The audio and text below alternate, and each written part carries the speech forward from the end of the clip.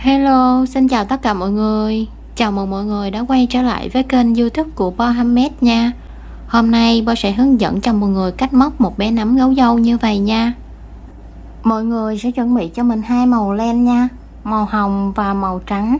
Kim móc mình sử dụng kim móc 2.5 mm, kéo cắt len, kim khâu len, kim đánh dấu, một cặp mắc 4 mm, một cặp mắc 5 mm và một ít bông gòn bi để mình nhồi túi nha. Và bây giờ mình sẽ vào hướng dẫn chi tiết nha. Mình sẽ sử dụng len màu hồng để làm phần mũ nha. Đầu tiên mọi người sẽ tạo cho mình một cái vòng tròn ma thuật, móc lên một mũi móc xích, móc vào cái vòng tròn này 6 mũi móc đơn nha. 1 2 3 4 5 6. Sau đó mình sẽ kéo khít cái vòng tròn này lại, trượt mũi vào chân mũi đầu tiên,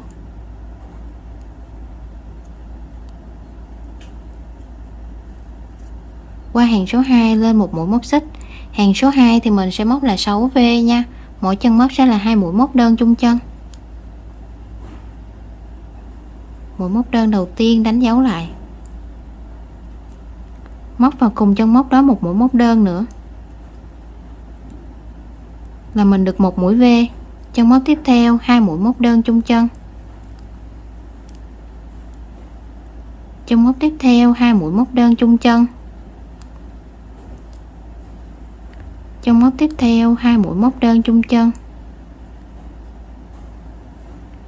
chân móc tiếp theo 2 mũi móc đơn chung chân, chân móc cuối cùng cũng 2 mũi móc đơn chung chân. Sau khi móc xong hàng số 2 thì mình sẽ có 12 mũi móc đơn nha, trượt mũi vào chân mũi đầu tiên,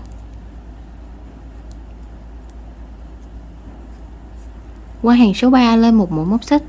Hàng số 3 thì mình sẽ móc là 1x 1V. Mũi x sẽ là mũi móc đơn nha, đánh dấu là cái mũi đầu tiên. Chân mũi tiếp theo sẽ là mũi V. Mũi V là 2 mũi móc đơn chung chân, 1x 1V 1x 1V 1x 1V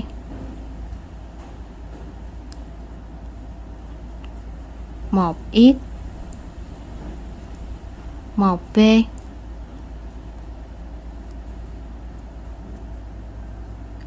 1x 1V.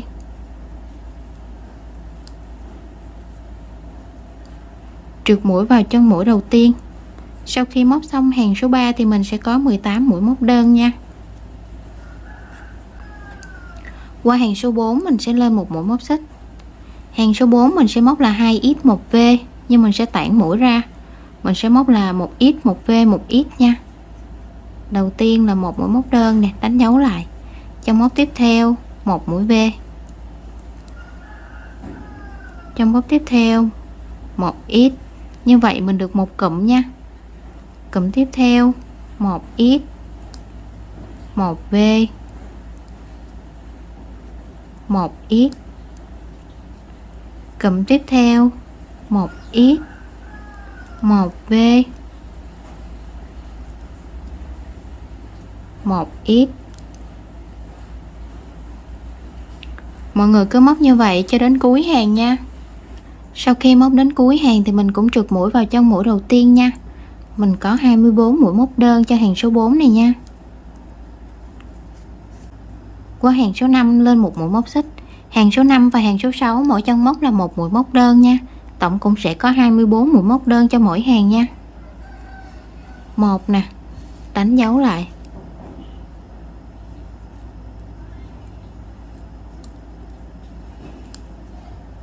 2 3 4 5 6 7 8 9 10. Mọi người cứ móc như vậy cho đến cuối hàng số 6 nha. Sau khi móc đến cuối hàng thì mình cũng trượt mũi vào chân mũi đầu tiên nha.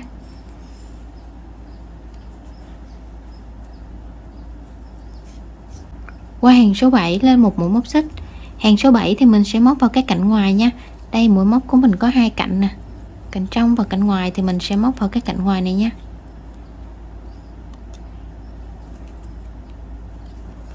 Hàng số 7 mình sẽ móc là 3x1v nha. 1, đánh dấu lại. 2 3 1v.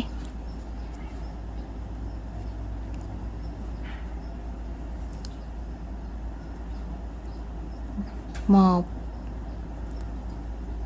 2 3 1v.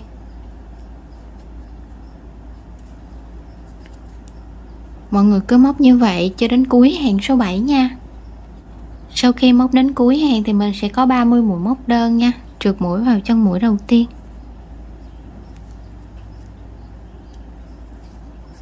Qua hàng số 8 lên một mũi móc xích. Hàng số 8 thì mình sẽ móc là 4x1v, nhưng mình sẽ tản mũi ra. Mình sẽ móc là 2x1v 2x nha. Mũi móc đơn đầu tiên nè, mình sẽ đánh dấu lại. 2 1v.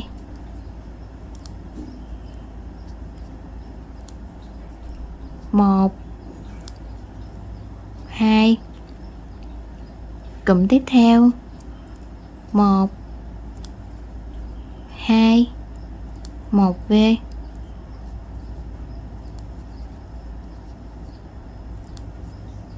1 2. Ở hàng này thì mình sẽ móc vào cả hai cạnh luôn nha. Cụm tiếp theo 1 2 1v.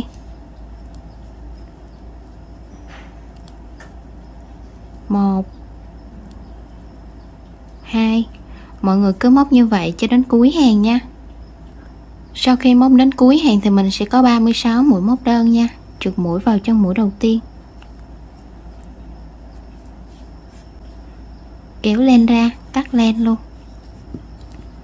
Mình không cần chườn len dài đâu nha. Dùng cái kim móc đâm từ phía dưới lên của cái mũi đầu tiên nè. Mình kéo cái sợi len ra phía sau luôn để mình giấu sợi nha. Người sẽ dùng kim khâu để mình đưa cái sợi thừa này vào trong các mũi móc của mình nha. Sau khi móc xong cái phần mũ thì mình sẽ dùng len màu trắng để móc cái phần thân nha. Mọi người sẽ tìm cái hàng mà mình trượt mũi á, cái đường mà mình trượt mũi đây nè. Sau đó mọi người lật vào phía trong, tìm cái hàng số 6 mà lúc nãy mình móc cái cạnh ngoài á, thì bây giờ mình sẽ móc vào cái cạnh trong của nó nha. Đầu tiên mọi người sẽ đưa len vào,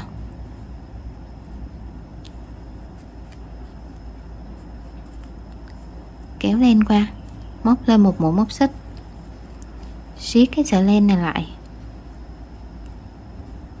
móc vào cái chân móc đó một mũi móc đơn.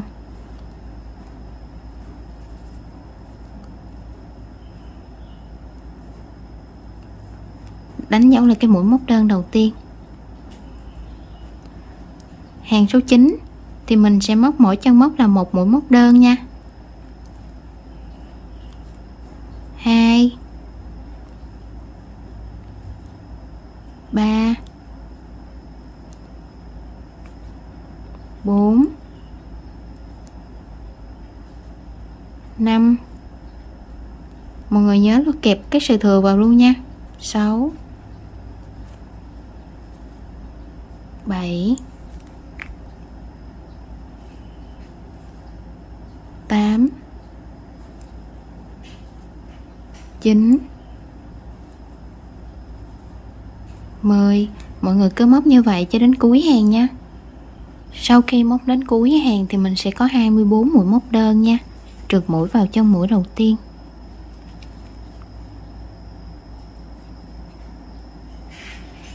Rồi sẽ kéo nó chặt lại. Qua hàng số 10 lên một mũi móc xích. Hàng số 10 và hàng số 11 mỗi chân móc là một mũi móc đơn nha. Tổng cũng sẽ có 24 mũi móc đơn cho mỗi hàng nha. 1 nè, đánh dấu lại.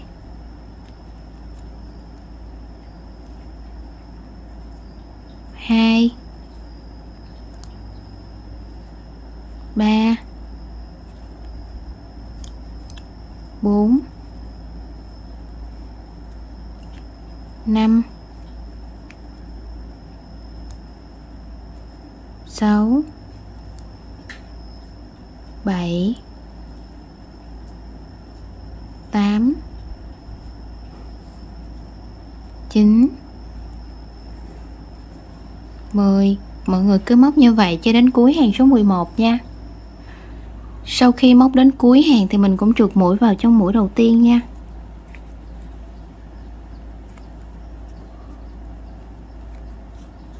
Qua hàng số 12 lên một mũi móc xích.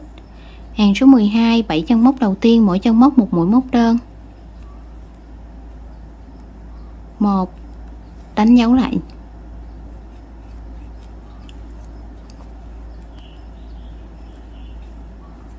2 3 4 5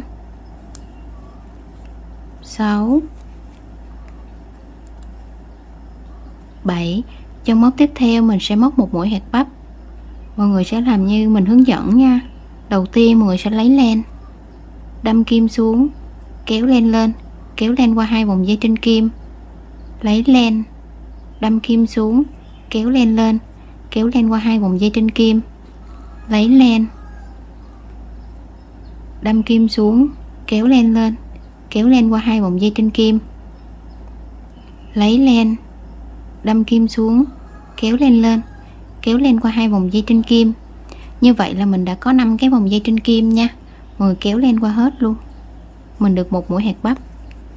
8 chân móc tiếp theo mỗi chân móc một mũi móc đơn nha. 1 2 3 4 5 6 7 8. Chân móc tiếp theo mình sẽ móc tiếp một mũi hạt bắp nha. Đầu tiên mọi người cũng lấy len, đâm kim xuống, kéo len lên, kéo len qua hai vòng dây trên kim, lấy len, đâm kim xuống, kéo len lên, kéo len qua hai vòng dây trên kim, lấy len, đâm kim xuống, kéo len lên, kéo len qua hai vòng dây trên kim, lấy len, đâm kim xuống, kéo len lên, kéo len qua hai vòng dây trên kim. Như vậy mình cũng có 5 cái vòng dây trên kim nha. Mình kéo len qua hết luôn. Mình được một mũi hạt bắp thứ hai. Các chân móc còn lại mỗi chân móc một mũi móc đơn nha. 1 2 3 4 5 6 7. Trượt mũi vào chân mũi đầu tiên.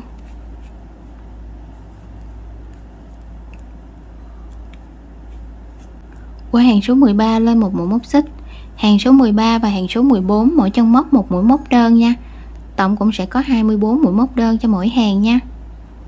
1 nè, mình đánh dấu lại nha.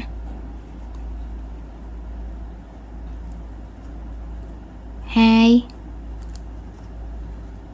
3 4 5 6 7. Mũi thứ 8 nó sẽ rơi vào cái mũi hạt bắp của mình nha. Mũi thứ 9 sẽ là mũi kế bên.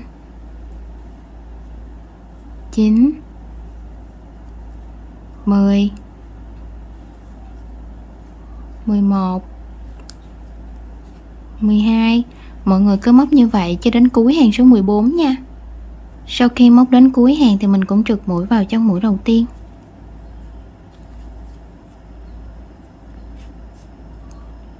Qua hàng số 15 lên một mũi móc xích. Hàng số 15 thì mình sẽ móc 9 chân móc đầu tiên, mỗi chân móc một mũi móc đơn nha. 1, đánh dấu lại.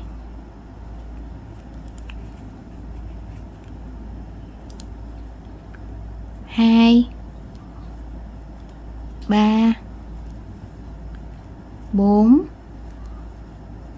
5 6 7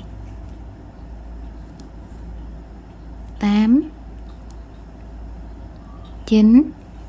Chân móc tiếp theo mình sẽ móc một mũi hạt bắp nha. Mọi người cũng lấy len, đâm kim xuống, kéo len lên, kéo len qua 2 vòng dây trên kim, lấy len, đâm kim xuống, kéo len lên, kéo len qua 2 vòng dây trên kim, lấy len, đâm kim xuống, kéo len lên, kéo len qua 2 vòng dây trên kim, lấy len, đâm kim xuống, kéo len lên, kéo len qua 2 vòng dây trên kim. Mình cũng sẽ có 5 cái vòng dây trên kim như vậy nha. Mình kéo len qua hết luôn 5 cái vòng dây này. 5 chân móc tiếp theo, mỗi chân móc một mũi móc đơn. 1 2 3 4 5. Chân móc tiếp theo mình sẽ móc tiếp một mũi hạt bắp nha. Đầu tiên mọi người cùng lấy len, đâm kim xuống, kéo len lên, kéo len qua 2 vòng dây trên kim, lấy len, đâm kim xuống, kéo len lên, kéo len qua 2 vòng dây trên kim, lấy len, đâm kim xuống, kéo len lên, kéo len qua 2 vòng dây trên kim, lấy len, đâm kim xuống, kéo len lên, kéo len qua 2 vòng dây trên kim. Như vậy mình cũng có 5 cái vòng dây trên kim nha. Mình kéo len qua hết luôn. Các chân móc còn lại mỗi chân móc một mũi móc đơn nha.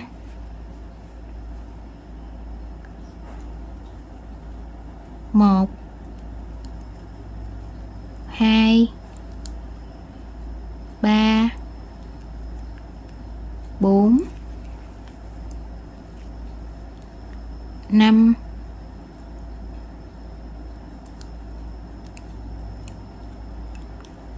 bị vướng rồi mọi người.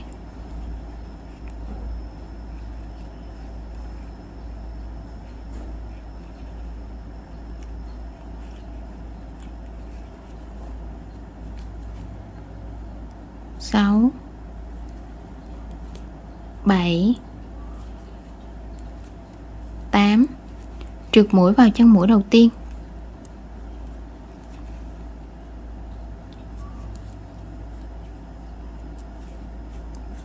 Qua hàng số 16 lên một mũi móc xích. Hàng số 16 thì mình sẽ móc là 12A nha. Tức là 12 cái mũi giảm. Mũi giảm thì mình sẽ móc vào cái cạnh ngoài của nó thôi nha. Đây mũi móc của mình có 2 cạnh nè. Mình sẽ móc vào cái cạnh ngoài này nha.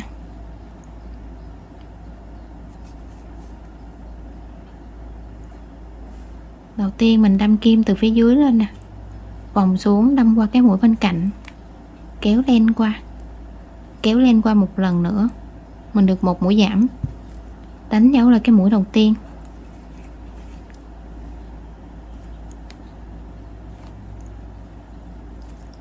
Hai,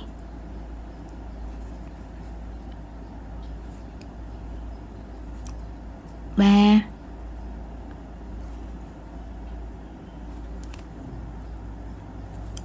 4,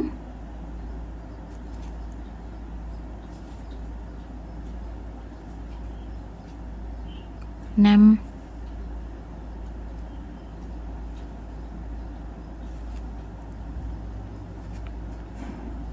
6.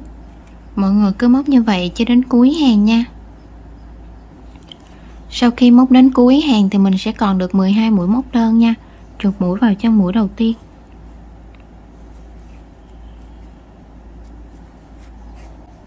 lên một mũi móc xích. Mình tiến hành nhồi gòn vào luôn nha.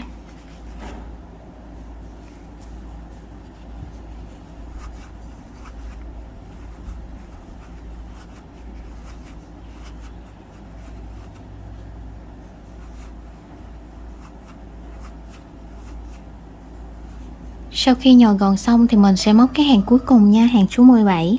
Hàng số 17 thì mình sẽ móc là 6A, 6 cái mũi giảm nha. Mũi giảm mình cũng móc vào cạnh ngoài nha.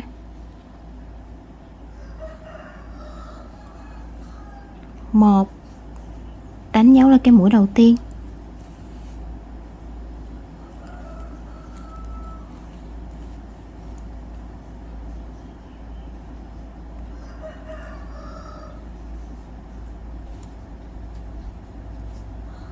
2,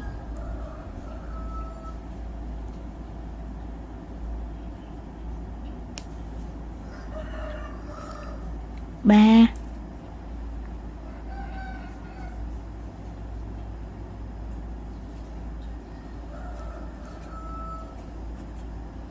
4,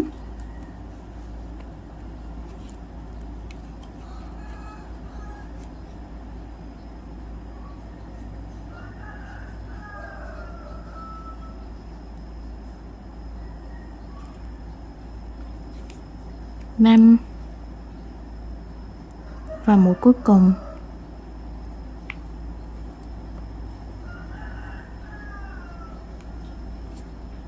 6, trượt mũi vào chân mũi đầu tiên nha.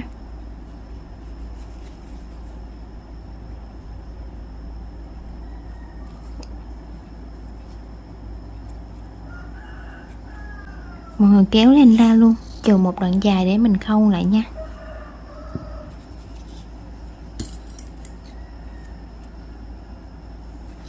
Mình sẽ khâu cái vòng tròn này cho nó khít lại nha. Mình khâu vào cái cạnh ngoài nè.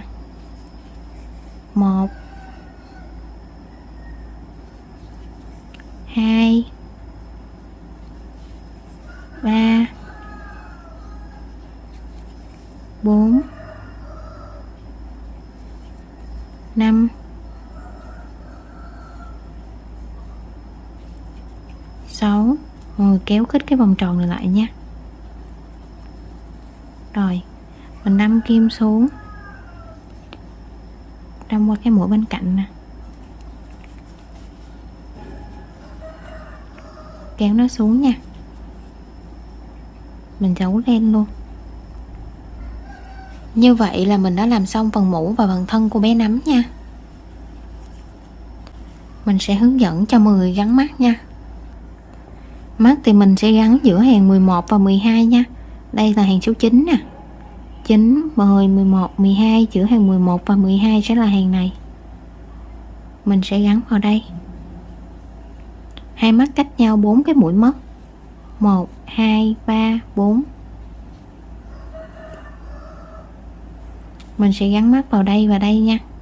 Đây là sau khi mình gắn mắt xong nha. Bây giờ mình sẽ hướng dẫn cho mọi người cách móc mũi gấu nha. Mọi người sẽ dùng len màu trắng để làm phần mũi nha. Đầu tiên mọi người sẽ tạo cho mình một cái nút thắt, móc lên 5 mũi móc xích. 1, 2, 3,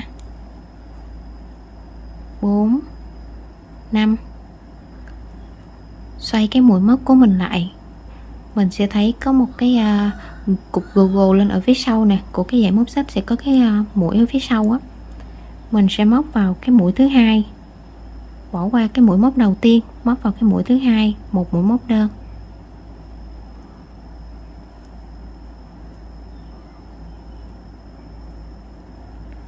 Đánh dấu lại cái mũi đầu tiên. Trong mũi tiếp theo một mũi móc đơn.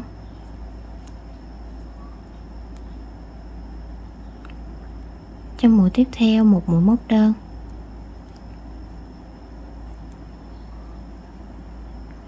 Trong mũi cuối cùng là 3 mũi móc đơn chung chân nha. 1 nè,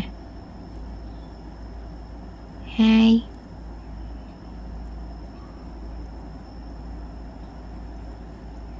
3, Mình sẽ móc tiếp qua bên đối xứng nha. Mình sẽ móc vào cái chân đầu tiên ở đây nè, một mũi móc đơn. Chân tiếp theo một mũi móc đơn.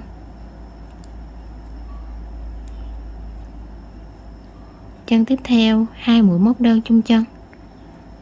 Cái chân cuối cùng là cái chân mà mình móc cái mũi móc đơn đầu tiên á.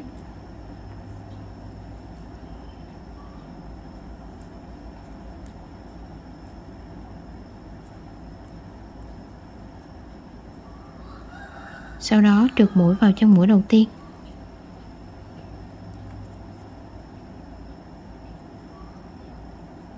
Mình có được 10 mũi móc đơn nha. Qua hàng số 2 lên một mũi móc xích. Hàng số 2 chân móc đầu tiên này mình sẽ móc là 2 mũi móc đơn chung chân.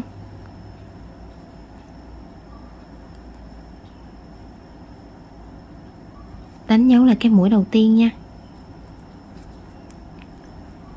Chân mũi tiếp theo một mũi móc đơn. Chân mũi tiếp theo một mũi móc đơn. Chân mũi tiếp theo 2 mũi móc đơn chung chân. Chân mũi tiếp theo 2 mũi móc đơn chung chân. Chân mũi tiếp theo 2 mũi móc đơn chung chân.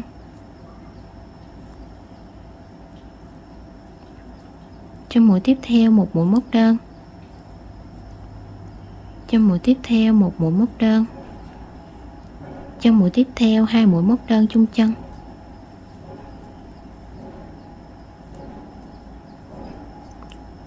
Và chân mũi cuối cùng 2 mũi móc đơn chung chân.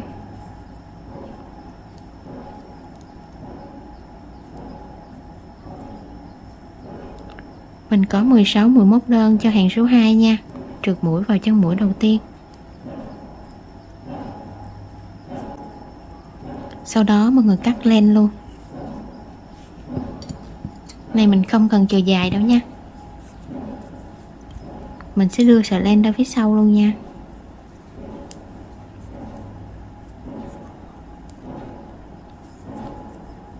Rồi, như vậy là mình đã xong cái phần mũi nha.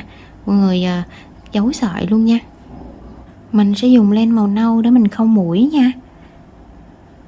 Mọi người sẽ tách ra 2 sợi len như vậy nha.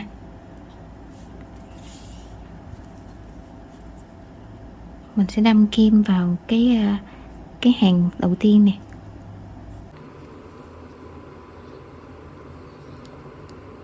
Đâm kim vào giữa. Mọi người canh ở giữa nha.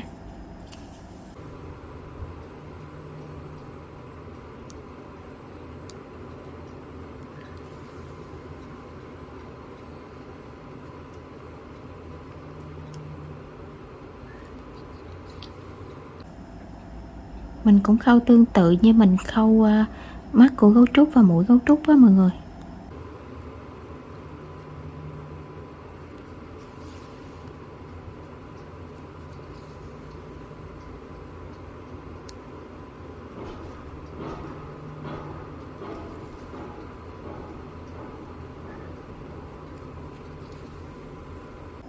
Mọi người cứ khâu như vậy cho đến khi được cái hình tam giác nha. Khi mà mọi người khâu 3 điểm này xong á, nó được cái hình tam giác như vậy rồi á, thì mình sẽ khâu thêm một đường ngang qua như vậy nữa để cho nó liền với nhau nha.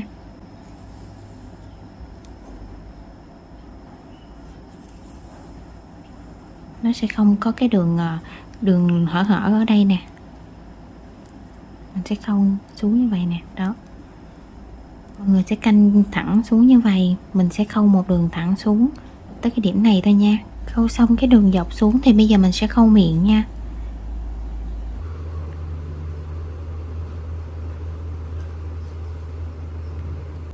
Khâu ngang qua bên đây nha.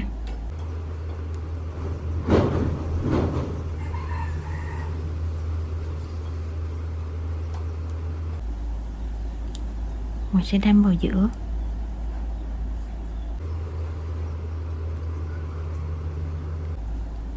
Đâm xuống phía dưới này nha.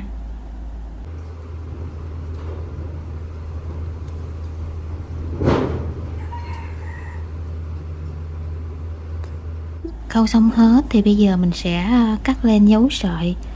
Sau đó mình sẽ dán vào cái phần bé nắm nha. Mình sẽ dán vào cái phần mũi như vậy nè. Mình sẽ canh ở giữa và mình dán nó vào. Sau khi xong cái phần mũi thì bây giờ mình sẽ qua cái phần tay. Tay mình sẽ sử dụng lên màu trắng nha. Đầu tiên mọi người sẽ tạo cho mình một cái vòng tròn mã thuật. Sau đó móc lên một mũi móc xích. Móc vào cái vòng tròn này 5 mũi móc đơn. 1 2 3 4 5. Kéo khít cái vòng tròn này lại. Kéo cái sợi len này dài ra một chút. Sau đó mình sẽ đổi qua len màu hồng nha. Mình sẽ đâm qua hai cạnh. Một cái cạnh của mũi móc và một cái cạnh ở phía dưới cái phần chân móc này nè.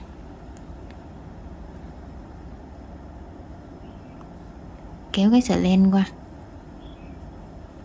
Trượt mũi vào chân mũi đầu tiên.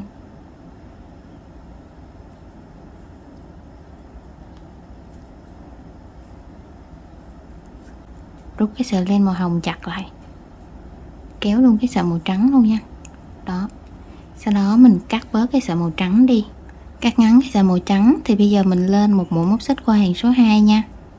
Hàng số 2 mình sẽ móc mỗi chân móc là 2 mũi móc đơn chung chân. Mình kẹp luôn cái sợi thừa vào.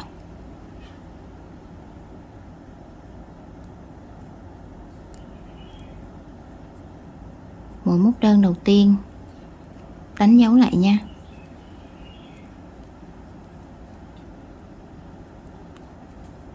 Móc thêm một mũi móc đơn vào cùng chân móc.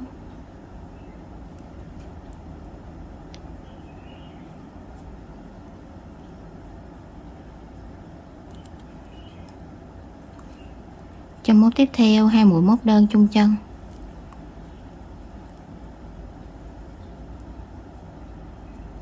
Kẹp cái sợi thừa vào hết vòng luôn nha. Chân móc tiếp theo 2 mũi móc đơn chung chân.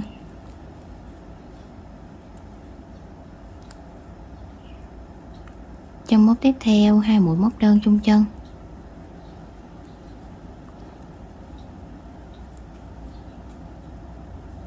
Chân móc cuối cùng 2 mũi móc đơn chung chân. Sau khi móc xong thì mình sẽ có 10 mũi móc đơn nha. Kẹp cái sợi thừa vào để cho nó đều nhau nha, chứ không là cái chỗ nhỏ chỗ to á. Rồi, sau đó trượt mũi vào chân mũi đầu tiên.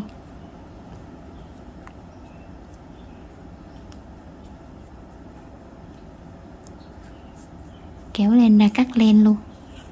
Chừa một đoạn để tí nữa mình khâu vào cái phần mũ nha.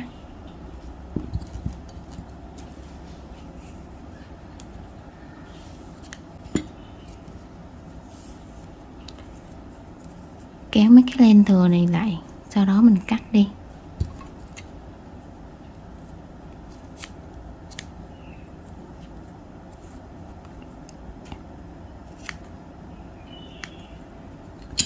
Mọi người sẽ làm cho mình thêm một cái tay giống như vậy nữa nha. Là sau khi mình móc xong hai cái tay nha, bây giờ mình sẽ khâu vào nha. Tay thì mình sẽ khâu hàng 3 và 4 nha. Mình đếm từ trên xuống là 1 2 3 4. Mình sẽ khâu hàng 3 và 4. Khâu hai hàng này nha.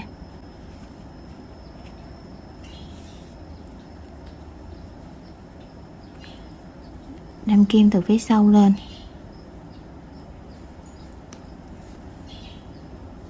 Kéo nó lại. Sau đó đâm kim xuống. Đâm kim xuống cái vị trí mình vừa lên đó. Đâm ngược lại vị trí ban đầu.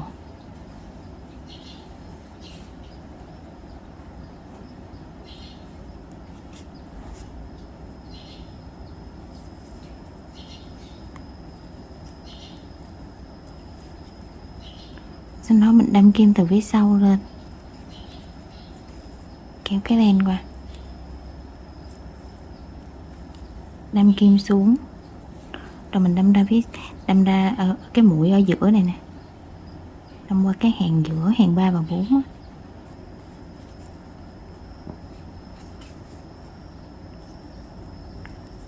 Đâm vào giữa, đâm ra phía sau luôn.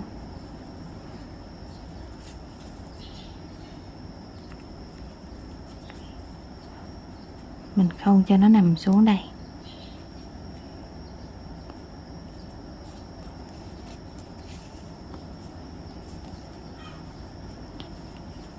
Sau đó mọi người sẽ vòng lại nha.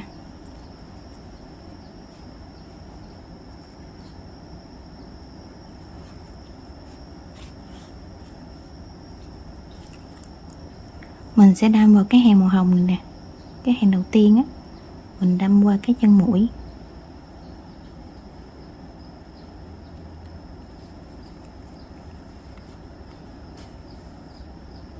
Xong mình kéo cái tay cho nó nằm ra phía sau,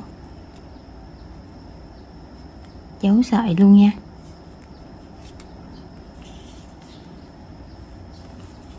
Đó, như vậy là cái tay của mình nó nằm thẳng như vậy và nó hơi đưa ra phía sau nhiều một chút nha. Mọi người sẽ làm tương tự cho bên còn lại luôn nha.